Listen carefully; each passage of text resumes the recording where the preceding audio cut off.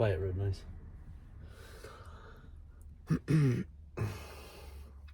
Let's talk about relationships a little bit more. Astrological terms. Seems like that's what people want to hear about. That's what people want to talk about. That's what I want to think about. It's one of the big things when they when they talk about businesses and good businesses to have, like online, if you're doing coaching and stuff like that, personal development type work, anything having to do with money is first and foremost. Relationships, love, and health. Those are the big three. Even though it seems like it almost seems like you wouldn't want to go that direction, if that's what your training is in. But it's like the market seems so saturated, so crowded. But this is where people have the hardest time. They have the most pain, and they're always looking for answers in these departments. So anyways, in terms of astrologically, the videos that I've posted about love and relationships are like, they get the most views. So we're gonna talk about that a little bit. I don't know if I'm gonna post this one. I'm just like like so many of them.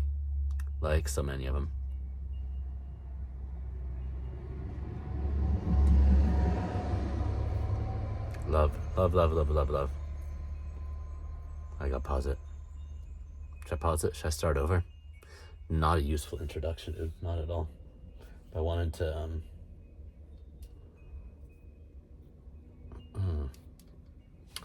to revisit. It got kind of messed up because of it was on the backside.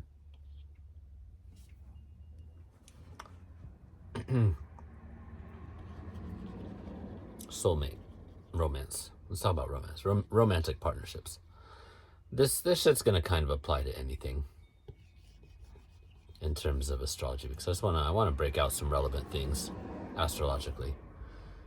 And I just realized a lot of the shit that I talk about, even though I feel like I'm just learning. I feel like a very like basic beginner in so much of this stuff. But I got a heart from Cody the Sound Healer. I love that kid. It's funny. He posted something about he showed his kids riding bikes or something, and something funny. I put something because they have a naked bike ride in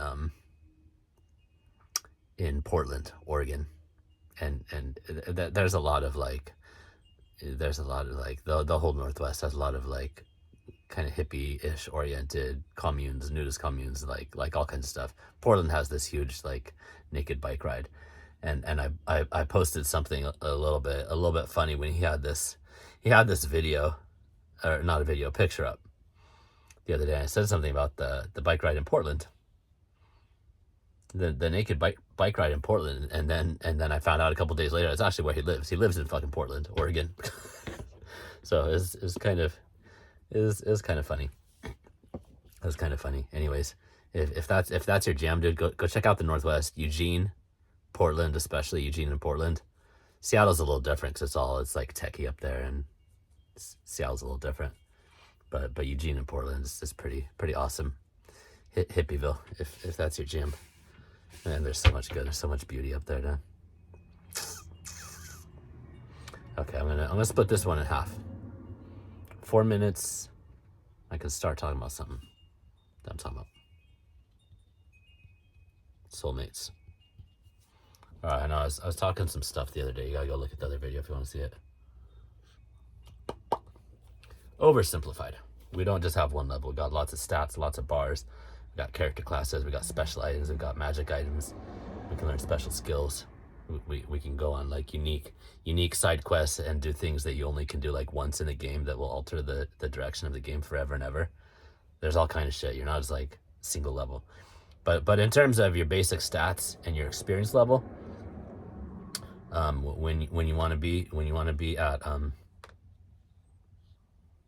when you want your soulmate, dude, you do have to get to level 42. I found out. I checked the book, checked the instructions, and it says level 42 is minimum. Doesn't mean age. Because as we know, there's lots of people in their teens and their 20s that actually meet their soulmate and then get talked out of it because of stupid ass family members. And people say, you don't even know what love is. You can't be in love. You're too young. You're too young. You're this, you're that, you're different, you're fucking whatever.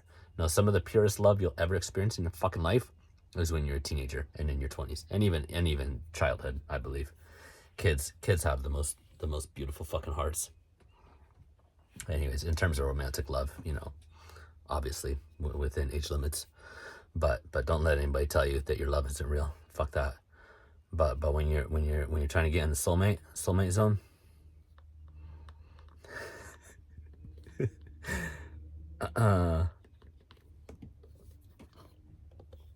42 is the minimum level experience, not age, experience.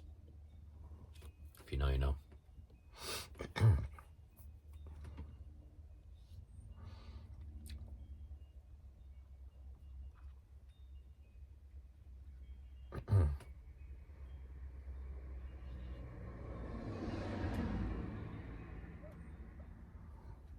In terms of, sorry, I don't have any other colors. I do. I got them somewhere. I got a bunch of other colors, but right now it's just red and black. I want my blue and my green. I got this, and then I put it away for a while. In astrological terms, this is just like romance generally. I'm kind of playing around about this stuff, the soulmate stuff. It's a big conversation. I'll do another one. I'll do another one as I continue to break it down. But it's a lot of layers, dude. A lot of layers, a lot of levels.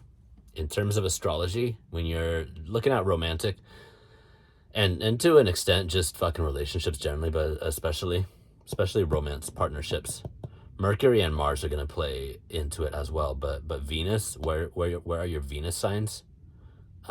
Where is Venus, and in what house?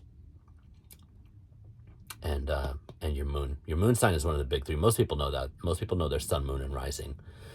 And so as you learn more about astrology, your sun, moon, and rising, you'll want to look at each other's charts and see how they interplay, both with where these signs are at with the actual sign, and then with what house it's in, because there's the energy can be based, heavily influenced by that. So Venus is the planet of love, and it rules both Taurus and Libra. Libra is more of a masculine, it's a masculine air sign. And it's more of like a yang. It's like the yang version of love, I believe, the way that I read it and understand it. And it rules the 7th house in between Virgo and Scorpio. But it's also, traditionally it rules, it's like Taurus, the earth, 2nd house, Gaia, associated with Gaia, and earthly delight and the goodness and abundance of earth. It's in April and May, so springtime, when things are coming up and warming up and feeling good, after Aries has come in and kind of ignited the fire for the year. Venus is all about love, pleasure, passion, creation, rules the sacral chakra in the body, in the energy systems. And then the moon is like emotions, intuition, psychic powers, feeling. And so these in romantic partnerships, these are super duper duper duper duper duper important. How they line up in each other's charts will show you whether there's going to be ease of connection, depth of connection, psychic connection, potentially, especially with the moon sign. But in terms of like earthly living and practical matters, creating, Venus rules and affects so much in our chart, dude. And it's both 2nd and 7th house. 7th house is all about partnerships, marriage, business partnerships as well. But for in terms of not just soulmate, but this is like in like all of anything related to romance, dude. If coming at it from an astrological perspective, look at your moon signs, look at your Venus signs, and how those relate to each other. How do they relate to your sun sign and your rising sign as well? And if you both identify as like wounded healers and empaths, Chiron is going to be really important too. For a lot of people, like a lot of my audience is Gen X, as I am. I'm 48 this year. I'm at the very tail end. I often consider myself like a Zennial, Xennial, because I'm like cusp between, like, so much of my shit is cusp in my chart. But cusp between Gen X and millennial, and I get along really well with millennials, especially like all the millennial humor. It's just like it is what it is. Some kind of tail end of Gen X. I guess that started like they say 1960 through 80 ish, but I know a lot of people that were born in the 60s, throughout the 60s, that are like, no, you're fucking full on boomers, dude. Anyways, the second what was that? Chiron wounding. If wounding, healing and wounding and spiritual journey, if that's a big part of your path and who you are and how you how you operate in the world, how you see yourself, the work that you do, your Chiron is going to be really important too. And a lot of us have Chiron in Taurus, who are like tail end Gen Xers. And so much this, like, foundational safety. Many of us were raised on television. Many of us raised ourselves. There's a lot of abuse and neglect and just shit. There's a lot of shit that happened. So that's another thing to look at too, because how you navigate your wounds, and then Mercury. Mercury, the inner planets have a lot more impact on our daily life and personality. The outer planets are more like generational because they take years.